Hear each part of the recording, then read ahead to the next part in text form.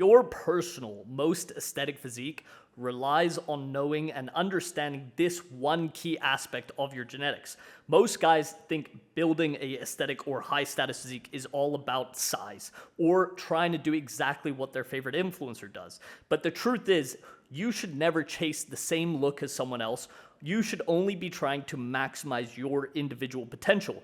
See, you have a physique archetype based on genetic components, bone structure, and if you understand how to utilize your genetics to the best of your capabilities, you will build the most aesthetic physique possible. Today, I'll show you exactly how to identify your physique archetype instead of following someone else's blueprint, so you can maximize your potential and build the most aesthetic physique based on your genetics and your potential. First thing you need to do is understand what your physique archetype actually is, and this is going to be based on your bone structure, your muscle insertions, where you store body fat, your height, your bone density. All of the things play a role in your ability to put on muscle and what your physique is actually going to look best at. And you need to identify which one you are and play to your strengths so you can amplify your physique rather than trying to fight against your body's natural tendencies. Now, this isn't an excuse if you are, for example, the big burly guy, never to get to low body fat percentage.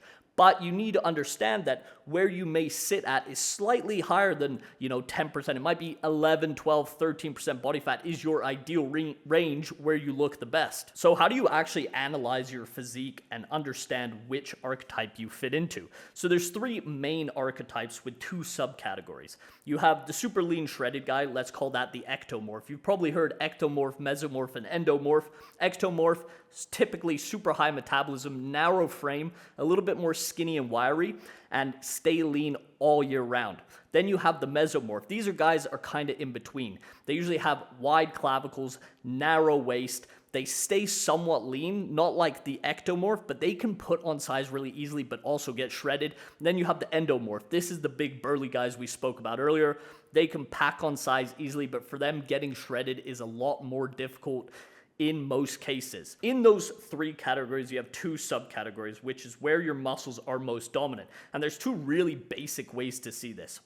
You either have guys that have super wide clavicles, a strong chest and back development. These are typically called torso dominant people. And you also have people that are narrow with smaller clavicles that have better arm and delt development. This is going to tell you which muscle groups you want to be prioritizing in your training. For example, if you already have good chest and back genetics, you don't need to do a ton of volume, or maybe you need to do a little bit less. Put those a little bit on the back burner where you're still making progress, maybe doing 10 sets a week, but for your limbs, like your legs, your arms, your calves, your forearms, you want to be doing higher volume, really focusing progression and putting them at the beginning of your workouts or giving full workout days to these muscle groups, because you need to make sure those catch up to your more dominant body parts that are naturally going to grow quicker, and vice versa. If your arms are very, very dominant in your physique and your delts, you want to focus when you're training on actually connecting to your chest, connecting to your back, and making sure your arms and forearms and delts aren't taking over every time you're doing a press or a row. But you need to ask yourself and analyze your physique after you've been lifting for a while. Does your physique look better when you are shredded, angular, very lean, and your muscles start to pop more and you actually look bigger than when you have 10, 15 pounds of body fat on? Or do you look better filled out? Maybe you have denser wrists.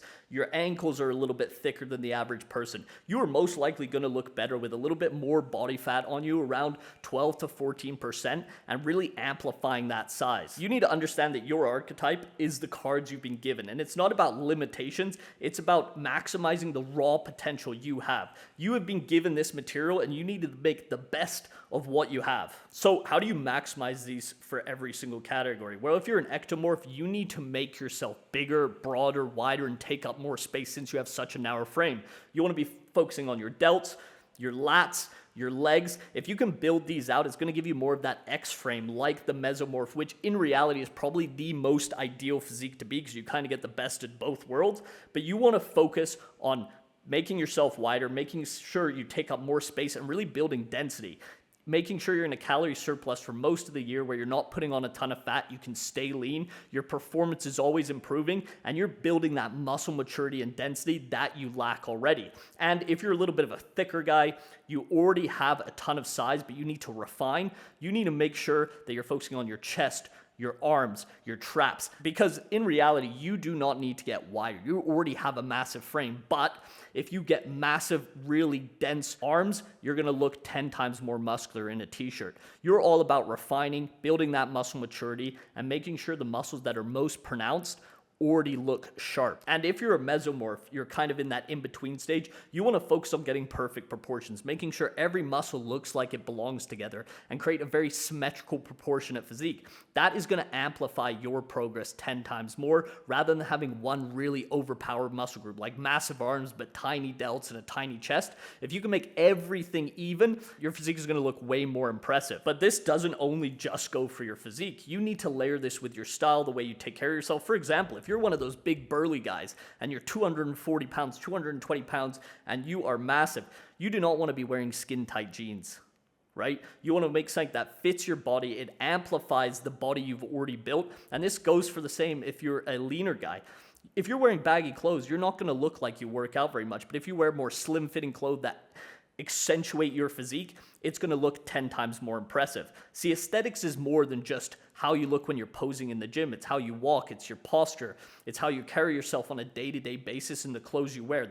Everything in your lifestyle can amplify your physique and your aesthetics. When you stop chasing someone else's body, you accept the genetics and raw materials you've been given, and you start trying to maximize your potential. That's when things really change and you amplify your physique. You also unlock a presence that most men will never have. It looks like you were made to wear those clothes, you were made to be in that body, and that's just who you are and always have been. And that is very rare these days. So many guys chase trying to look like a bodybuilder or a fitness influencer that they look up to, but it just doesn't suit their current potential. And this is what I help my clients do every day. I help them build the physique they were meant to carry and help them amplify in every single step of their life outside of the gym so they can get success in every single area, business, relationships, every single interaction they have. And if you guys are interested in this, book a call down below. We'll talk about where you're currently at, the problems you're dealing with, and how we can solve them together.